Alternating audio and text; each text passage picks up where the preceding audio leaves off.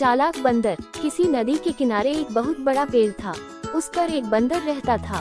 उस पेड़ पर बड़े मीठे फल लगते थे। बंदर उन्हें भरपेट खाता और मौज उड़ाता। वह अकेले ही मजे में दिन गुजार रहा था। एक दिन एक मगर उस नदी में से पेड़ के नीचे आया। बंदर के पूछने पर मगर ने बताया कि वह वहाँ खाने की तलाश में आया है। इस पर बंदर ने पेड़ से तोड़कर बहुत से मीठे फल मगर को खाने के लिए दिए। इस तरह बंदर और मगर में दोस्ती हो गई। अब मगर हर रोज वहाँ आता और दोनों मिलकर खूब फल खाते। बंदर भी एक दोस्त पाकर बहुत खुश था। एक दिन बात में मगर ने बंदर को बताया कि उसकी एक पत्नी है जो नदी के उस पार उनके घर में रहती है।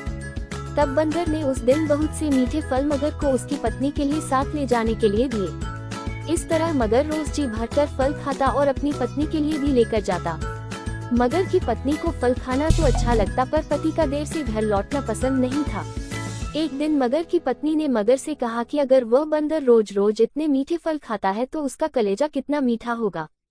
मैं उसका कलेजा खाऊंगी। मगर ने उसे बहुत समझाया पर वह नहीं मानी। if.com मगरमच्छ दावत के बहाने बंदर को अपनी पीठ पर बैठाकर अपने घर लाने लगा।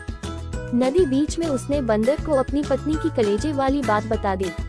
इस पर बंदर ने कहा कि वो तो अपना कलेजा पेड़ पर ही छोड़ आया है। वह उसे हिफाजत से पेड़ पर रखता है, इसलिए उन्हें वापस जाकर कलेजा लाना पड़ेगा।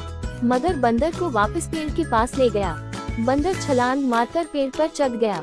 उसने हंसकर कहा कि जाओ मूर्ख राजा, घर जाओ और अपनी पत्नी से कहना कि तुम दुनिया के सबसे बड़े मूर्ख हो। भला कोई भी अपना कलेजा निकाल कर अलग रख सकता है। बंदर की इस समझदारी से हमें पता चलता है कि मुसीबत के वक्त हमें कभी धैर्य नहीं खोना चाहिए।